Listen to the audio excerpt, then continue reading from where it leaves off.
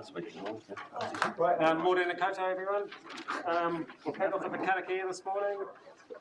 Whakataka te hau ki te uru, whakataka te hau ki te tonga, kia makina kina ki uta, kia mataratara ki tai, e a ki ana te atakura, e tiam, e huka, e hauhu, ti hei, Māori order.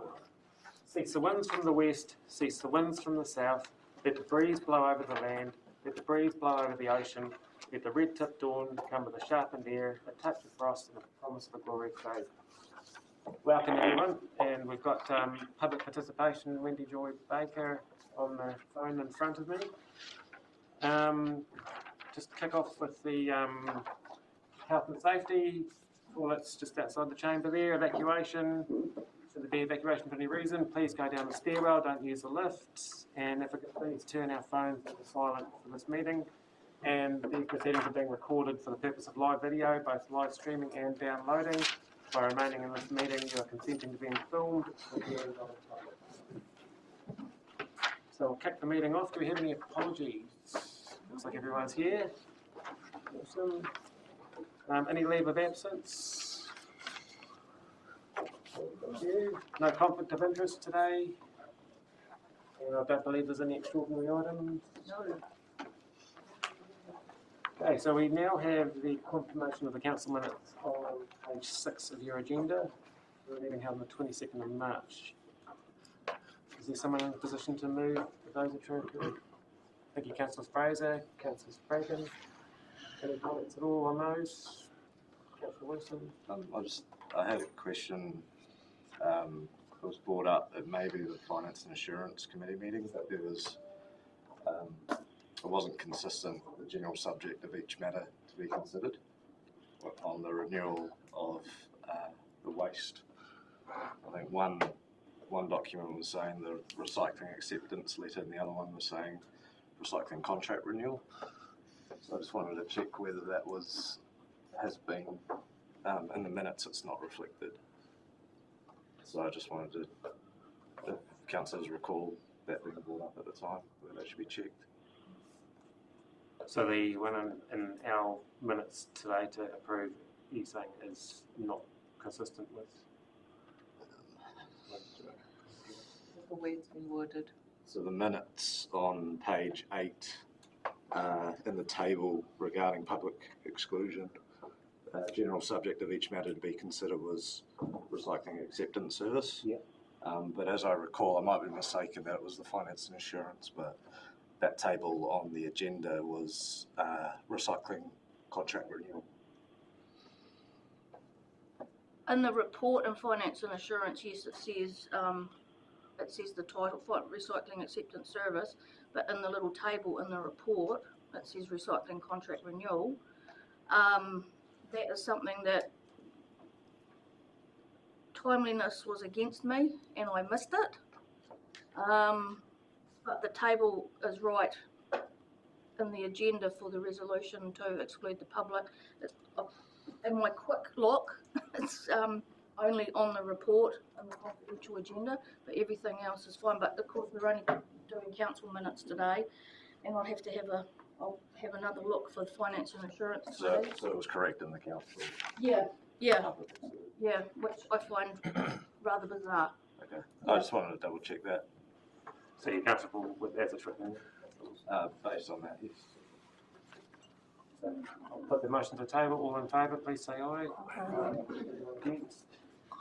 It's carried. Right, so we've now got the public participation and we've got Ms Baker on the phone. Are you still there, Ms Baker? Yes, can you hear me? Yep, we can. Everyone in the room, you're all right?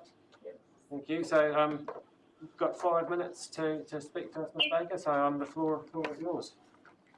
Thank you. Good morning, everyone. I'm here to passionately present about encouraging more street art and murals in rural communities. As you can see from my petition to Parliament, it is very important to acknowledge and appreciate poetry as an honourable art form also. As you can see in my petition, I am a qualified artist with a certificate in art and design, and I feel that more rural communities should embrace creativity like street art and murals more. As you can see in the March 2023, a report from the Petitions Committee was done. In it, they mentioned me saying, as an experienced artist and a poet, that street murals bring vibrancies to communities and can tell a story of a person's journey or their history. Artists have the right to express themselves, and that should be valued. There are comments and a submission from Creative New Zealand, which you also have in my 28-page presentation material to you today. On that note, I will briefly go through my material. The first photo is taken outside my property in Nightcaps in March 2023, me alongside the Honourable Street Art, the Queen and the Prince Philip, a tribute to them and a tribute to my respected war hero family and also painting of my sports medals. The second and third photos are my art qualifications. The fourth is my certificate of appreciation from RSA for presenting my poetry at many Anzac Day services and also Poppy Street artworks and cleaning up war memorials, except as a volunteer. The fifth photo is a copyright of my Anzac, Admirable Anzac 2022 poem. The sixth that you have on in your presentation material is a letter acknowledging my poetry and art from the Minister for Arts and Culture and Heritage from 2021. The seventh is published my Anzac poetry in Interclub and has also been published in the RSA Review many times. The 8th to 12th photos, this is the street art copy and my humble heroes Anzac poems that I painted on it that I did in the Cargill, or all those artworks that were around there. I also gave a talk to school children about my painting and the story behind my honourable war hero family. The 13th photo is at a nightcap school, and children are showing their poppies they painted, which I encourage, so this should be respected. 14th to 16th photos are from AMP shows where I was a reserve champion at one for handicraft, and also there's a photo of a message artwork revamp that you might like to have a look at. Lastly, I'm going to say my 2023 Freedom of Expression poem. You also have a photo of my new relevant artwork sent around via email yesterday. Freedom of expression. Everyone should have the right to freedom of expression in a genuine way at a council meeting in the public forum, which is there to have your say. Shutting people up, people down is an unreasonable thing for a council to do, especially if they are a ratepayer and respected volunteers so too. A kind, reasonable council would never disrespect anyone's point of view and allow them to present on any subject view. The New Zealand Bill of Rights has section 14, freedom of expression, and it says, everyone has the right to freedom of expression to seek, receive and impart information and opinions of any kind and any form. That's there. Therefore, a council needs to understand and respect this right and care. You take away this right from someone and they will just find another way to say what's in their heart and soul on any given day. Yes, freedom of expression is totally necessary and right. A council needs to realise this and act responsibly and respectfully, no judgment, and be polite. I thank you for listening to my presentation today. I hope you take it all in, and I appreciate being able to present, and I feel it's important to encourage street art in any way and any form. Thank you very much. And if anyone's got any praise or positivity to share with me today, then via email would be nice, because I like it in a formal recognition. So thank you and good morning. Thank you very much for that, Ms Baker. Thank you for your time in preparing that. Are there any questions for Ms Baker? Councillor Ravenclaw. Through you, Your Worship. Oh, she's gone. Oh, she's gone? I was just going to say that arts, culture and creativity and heritage promote wellbeing and empowers our communities to flourish. And thank you for advocating so passionately for the arts. Thank you. That, just on the bell ends our public participation, and we'll move on to the next part of the agenda, which is the local government statement on page 11 of your agenda. The recommendations on the same page. So I believe we have Robin here to. Good morning, Your Worship and Councillors. So yes, this report presents the local governance statement to Council for adoption. The local governance statement is required to be made publicly available within 6 months of the local government elections, and it must contain a range of information about council. So information must be included on the functions and responsibilities of council, about legislation and bylaws, the governance structure and council's membership, key planning and reporting documents, and a range of other information as well. So this document doesn't propose or implement any changes, it more gives a snapshot of how council is currently operating. So our delegations manual does outline that council has retained the responsibility to adopt the local governance statement, so hence the reason for the report today. Council staff will make the statement publicly available by having the document on council's website and available in our offices, and we'll also probably publicise it on Facebook and maybe some other channels as well. The recommendations for this report are on page 11. There is a recommendation included that the Chief Executive have the authority to approve updates to the statement during the triennium, just if changes are required to keep the statement current. Otherwise, I'm pretty happy to answer any questions. Thank you for that. Do we have any questions? Councillor Wilson? Sure. The comment of being able to change the statement during the triennium if anything changes, is there provisions in place to have that automatically happen if a governance change with I guess one of the items in the statement, if that changes, does it automatically get the statement updated? Through available to answer that question. Through your worship, just because council does have the delegation in place to adopt it, I did just make that delegation that Cameron would just give a quick approval of any updates, but you would just put them up on the, change the ones in the area offices and update the one on the website. Just make that happen, yeah. Just a further, sorry, to you. Well, I guess just asking if whether the last statement, which I think was from 2020, was that updated at all in the previous triennium? Through your worship, it did seem like it hadn't been updated much over the triennium, but yes, I'll be aware of that going forward as well. Reasonably new to the role, so I only covered a small portion of that triennium, but mindful that that will need to be done if we do alter our staffing or structure. I guess just a further question to Councillor Wilson's with F, so would that then come back to council in an information report just to let everyone be aware of it, or is that just something that would happen? So through your worship, if it was something along the lines of having another committee or anything, obviously that would all come through council to be formally approved. That probably is feedback I'd be happy to receive if you would like to see it. Probably at this stage there wouldn't be a requirement to, but if it was something that council would like to happen, definitely do a brief information report just letting you know that it had been amended. I think that would be worthwhile just for transparency, just to make sure it's all kept in the public eye. I think. If I can make some context around why I was asking that. In the previous statement from last triennium, there was a CCO that had a change of governance structure. That statement wasn't updated at all. That CCO's in the current statement, and I believe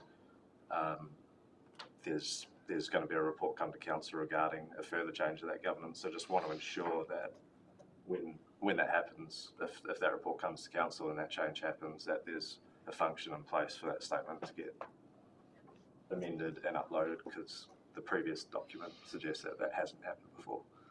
So it needs to basically mirror reality, is essentially what you're saying. Thank you. How I would apply that delegation is if there was a name change in a community board, or in no change to the structure but change to the detail, then that would be something I'd exercise a delegation on. That wouldn't need to come all the way back to council to approve, what in effect is just a minor correction. If there was a change to the structure of the governance arrangements, that would actually have been decided by council, and then you'd expect to see it flow through the governance statement. So I think we're on the same page here. So if the governance change was removing an ex officio council appointee, is that not a significant governance structural change? I think that'll happen around the table. that decision would happen around the council table, rather than it just happening and expected to see it reflected in the governance statement. I guess it's just aligning the decision that gets made with updating this document to reflect the decision in the timing around that. Any further questions, Councillor Keith? Thank you. Just a comment really that the recommendation for any change like that could actually say that the local government statement would be updated with this information. Yep. So it's not another report coming back up. It's acknowledged that as part of sort of making an announcement really of any change. There's no further questions. Is someone in a position to move recommendations A through to F? Sorry, I've got one more question. One more question, yeah. Sorry, team. It's Christian morning. As far as council organisations, being on this statement, it's based on the council organisation having the decision to appoint a director. So would a company where council, is that right, a company that council appoint a director to technically need to be listed as a CEO on the statement? Through your worship, so there's quite specific criteria in the Local Government Act about what a council organisation is, so it includes like trustees, directors, there's a raft, I don't have it on me, sorry, but a raft of like situations where it would count as a council organisation, so I think being able to appoint a director, it would be a council organisation from memory, sorry I'm going... On our appointment to council organisations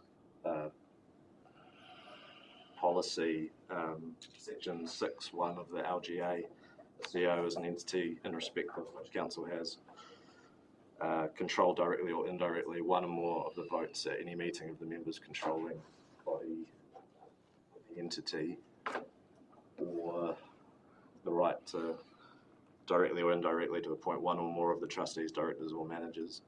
So yeah, I guess if there's a company where council appoint directors, then it's classed as a CEO based on that. It's a CCO. Yes, it's a CCO. So would Milford Sound Tourism, should that not be listed as a council organisation on the statement?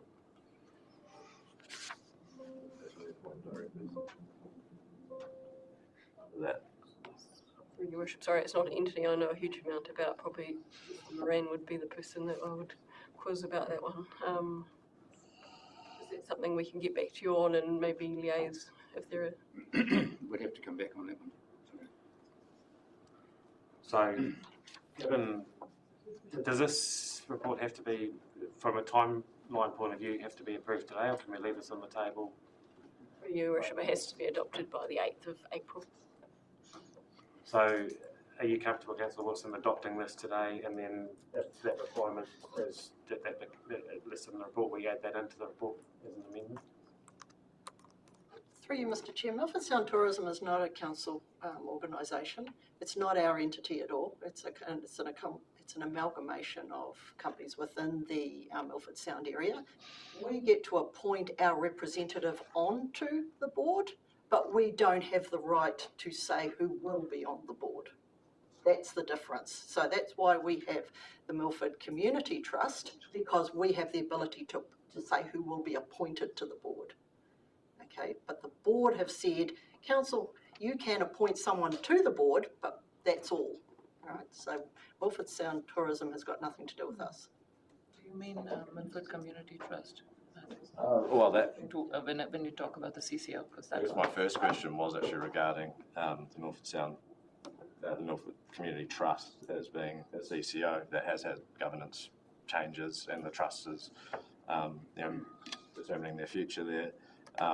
Milford Sound Tourism, completely different question, based on that Local Government Act interpretation, because council appoint directors. I just believe that would be then a council organisation based on that interpretation. So I was just questioning whether it had been accidentally missed off this list. It just kind of popped out. is missing from my understanding of that. Yeah, no, the difference is with the Milford Sound Tourism is that they have given us permission to appoint somebody onto that board, but they choose who gets, they could equally potentially take us off, and we do have a shareholding on there. But the difference with the council-controlled organisation is we actually have that decision-making. Okay, so it's not a governance, it's just an involvement. Decision-making. Okay, no, I'm happy with that. Thank you for that explanation. So you're comfortable now? Yeah. So is there someone in a position to move A through to F? Councillor Duffy, Councillor Boparai. Any further discussion on those? I'll put them all in favour, please say aye. Aye.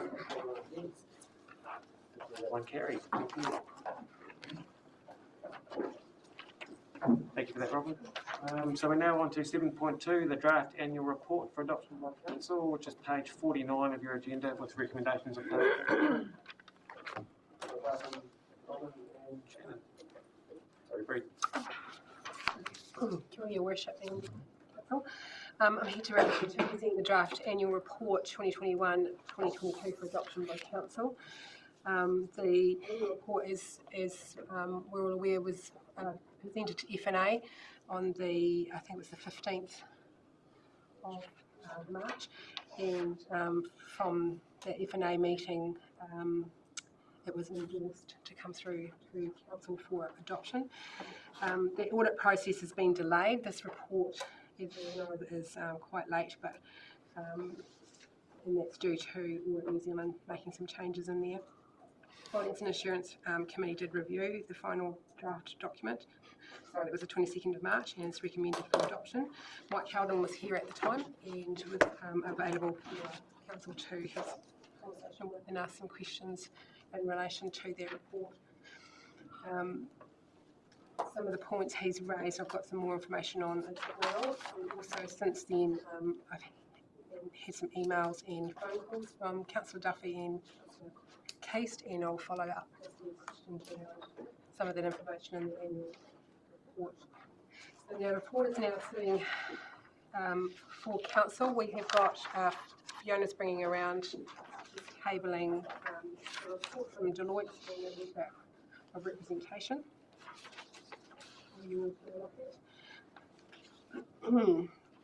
At the FNA meeting, it was resolved that the Chair, Bruce Robertson, will review the letter of representation in the audit report, and Bruce has commented that he's read through and is comfortable with the standard letter. To my knowledge, we should have no trouble recommending this for signing. In doing so, we also need to be aware that Scott, you were not here at the start of this process, but you were on council, so to be aware of that and note that you've been part of those discussions on the FNA meetings, and that Bruce is really comfortable with recommending to sign this letter.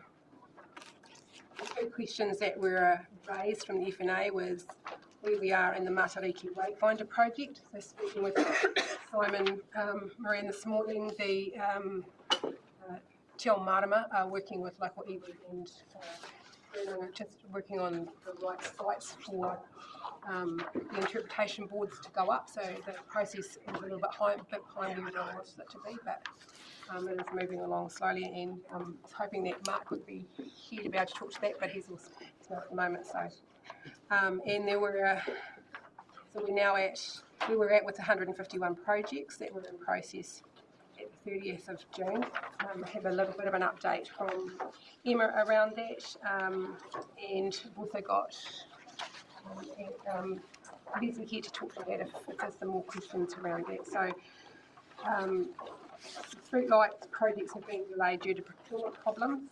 The sewage and water supply projects will either be completed this year or on made in progress. The project is completed. The open spaces, the playground soft board is going to be completed by the end of the year. I think that's all from me, and I'll hand over to Bree. Thank you, Robin. Just wanted to note there's been no changes to the face of the financial information since presented to the Finance and Assurance Committee on the 22nd of March. There has been just 3 small disclosure changes from the final audit review on our section 3 of the financial information, and that's due to just a couple of updates on some lease notes. So they're purely disclosure information, but no actual changes to the numbers that were presented. And as shown on page 55 and 56 of the report, the total comprehensive revenue and expenses have not changed at all since we've presented the finance and insurance there. And I'll just also make note that in the audit report that's just handed out, and this was a comment that Mike from Deloitte made note that there was just the our audit report was had the qualification for the prior year comparative numbers in the performance report, and it's purely for the 30 June 2021 information. It's a comparative only, and he also wanted to draw that attention, the reader's attention to the impact of the Three Waters reform, which is for the emphasis in that paragraph.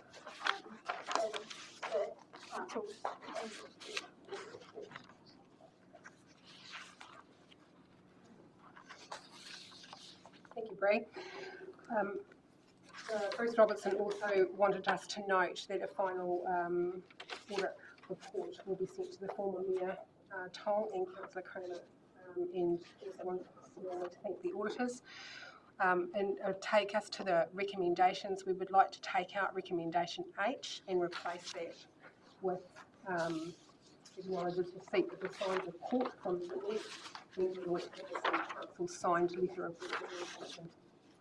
And Fee has got that.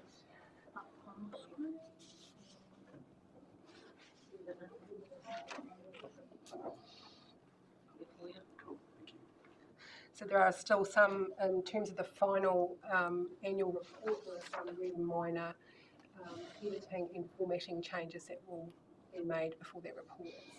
And those changes will go through to audit as well. They're not material to the report. Cool. Thank you. And I guess just before I open up for questions, I just want to acknowledge that your first annual report, and yeah, the amount of hard work that we did for doing that, and the end result. And I know it was challenging with the timing and everything with the auditor, but I think Mike's comments from the auditor and the reflection of the good work that's been done. So I just want to acknowledge that and thank you for the work that you've done. I'll open it up for questions from the floor.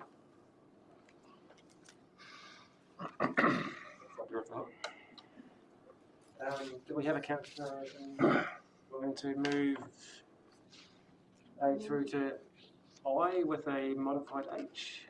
Councillor Menzies, seconded by Councillor Keast. Further discussion? I'll put the motion. All in favour, please say aye. Aye. Anyone against? That's carried. Thank you very much. I believe that may be the end of our council meeting for the day.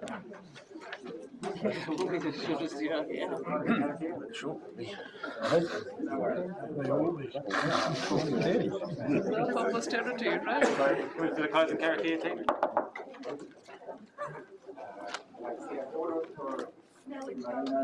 Kia whakapapa whanamu te moana, hua rahi mā tātou I te rangi nei, araha atu, araha mai tātou I a tātou katoa, huei takia. May peace be widespread, may the sea be like greenstone, a pathway for us all this day. Let us show respect for each other, for one another, and bind us all together. Thank you. Declare the meeting closed.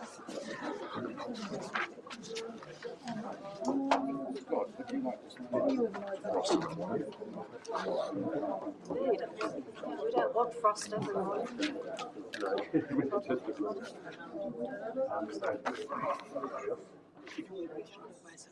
Yeah. Finished.